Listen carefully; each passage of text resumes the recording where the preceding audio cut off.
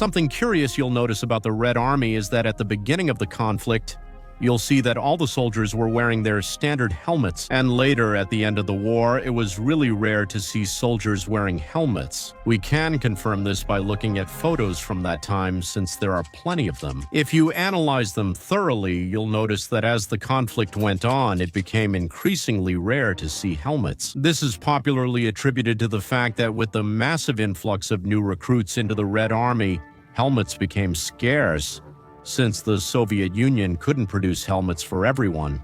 However, this argument is completely wrong. The reality is that Soviet soldiers hated helmets for several reasons. Helmet production in the Soviet Union was limited, but their disappearance was total, not partial. It is estimated that manufacturing plants in the Soviet Union stamped out approximately 10,040,000 helmets.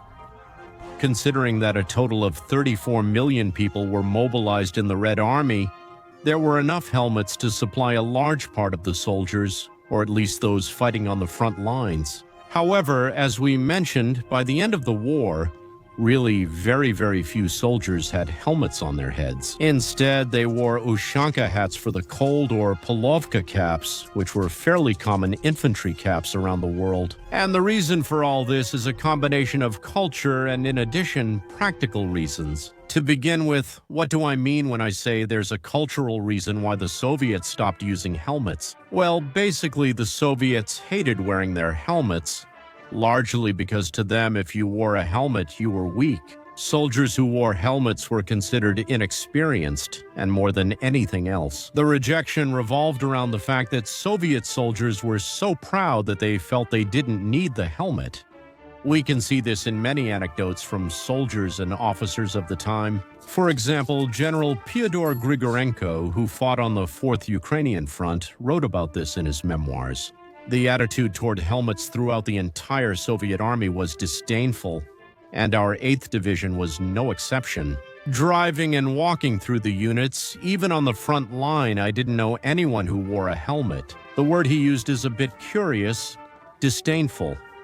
Maybe it's not very well known, but it means exactly what we're talking about: a rejection driven by pride. So yes, in their minds, the Soviets were too macho to wear helmets.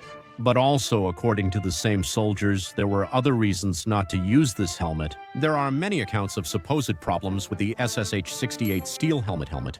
The SH-68 steel helmet, 40 helmet, could weigh up to 1.3 kilograms, which is 100 grams heavier than the largest German M42 helmet. After intense days of patrolling, the helmets made their users' necks hurt. Its coating left much to be desired in cold seasons.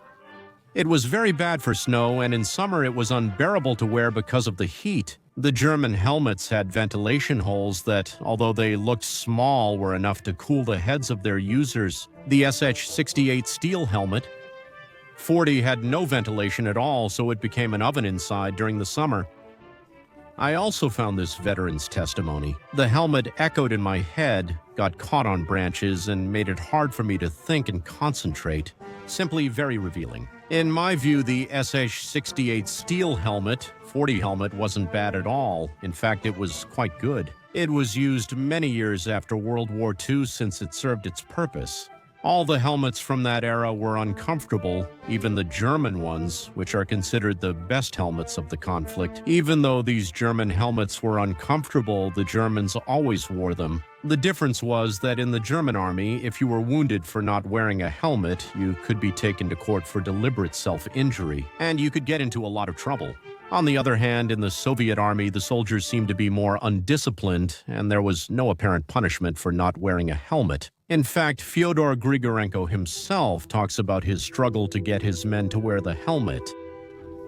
I will show the text. I will narrate it to you, since it is especially long, Grigorenko stated. In my visits to the units, including those at the front, I never came across a single person wearing a helmet. I recalled a conversation with Professor Kosenko, a surgeon from Kyiv, who was especially worried about the helmet. Almost 80% of the dead and deceased had head injuries and none of them were wearing a helmet. Those who were hit on the head while wearing a helmet only had scratches and bruises, sometimes serious, but dying from a head injury while wearing a helmet is an exception, a rare exception, as Professor Kosenko noted then. So it turns out we're dying because of a lack of discipline. Essentially, we're committing suicide. We're committing suicide through negligence. So I decided that as soon as I got to the front, I would enforce the helmet regulations among the troops under my command. That's what I talked about with Lysenko.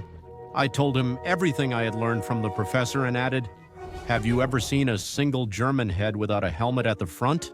Lysenko scanned the entire front with binoculars and saw no Germans without helmets. After seeing that, Lysenko said, "The Germans have discipline. We even show off with our heads uncovered. I support the idea, but I'm not going to introduce helmets in the regiment on my own initiative. They would consider me a coward throughout the entire army, but if there's an order, I can make them do it."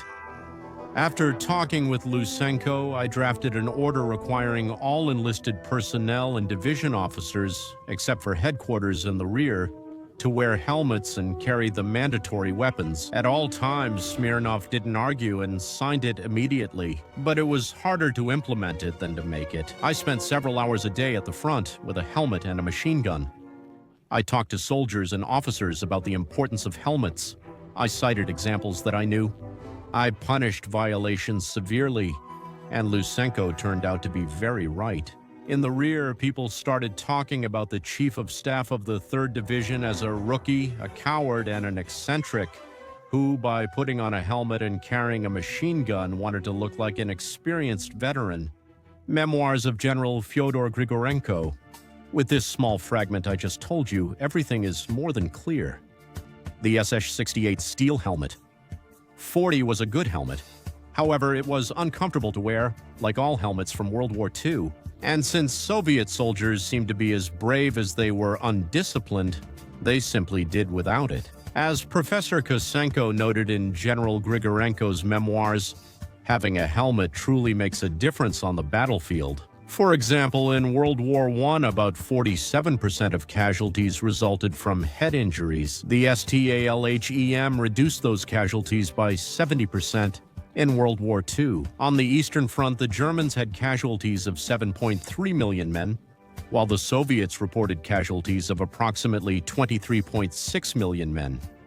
Considering only the wounded and fallen, and stating this empirically without doubt, I think the great disparity in casualties between the German and Soviet armies happened in part because the Soviets didn't use helmets. What do you think in the comments? Why did German helmets have horns in World War II? Want to know? Click on the video you have in the center of the screen. Thanks for watching this one, and goodbye.